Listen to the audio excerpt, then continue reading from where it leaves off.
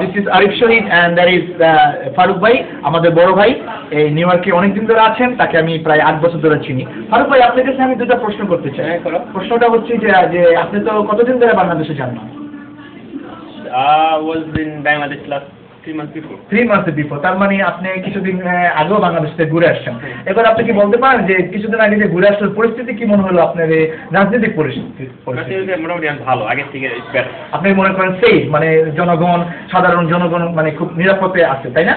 মোটামুটি নিরাপদে আছে, জিনিসপত্রের দাম অতিরিক্ত। আচ্ছা, আমাদের দেশে যে বিশাল একটা ভোটাভুটির আয়োজন করা হয়েছে, আপনাকে কি মনে হয় এই বর্তমান ইলেকশনের ব্যাপারে কিছু বলবেন কি ফারুক ভাই?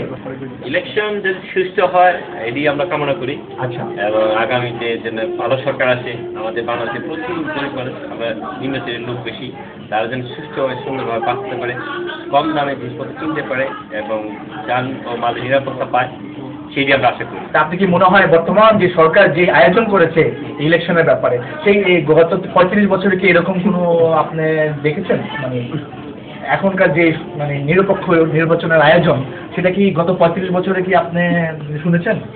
শুনি, দেখি নাই, বাট কিছু 91 থেকে সরকার আছে, অধীনে নির্বাচন হচ্ছে এবং ভালোই হচ্ছে নির্বাচন, খারাপ হয়নি।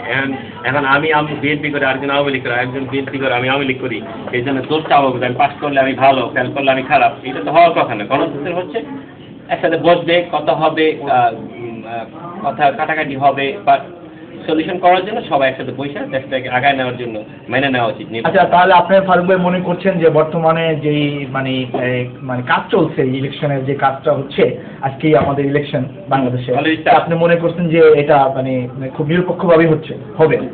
আমি তো চিন্তা ভাবনা করি নিরপেক্ষ হওয়ার কথা, কিন্তু এই সরকার লাস্ট 2 ইয়ার্সে যেখানে ক্ষমতায় ছিল, তো তাদের তো 3 মাসের বেশি থাকার কথা না। তো এখন তারা চাবে যে কোনো দলকে প্রভাবিত করে তাদের যেগুলো কাজগুলো করছে বৈধতা পাওয়ার জন্য, সেজন্য হয়তোবা আমি জানি না, মেবি।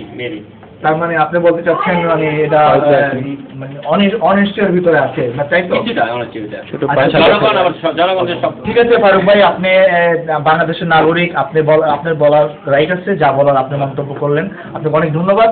আপনার সাথে আবার আমাদের থ্যাংক ইউ।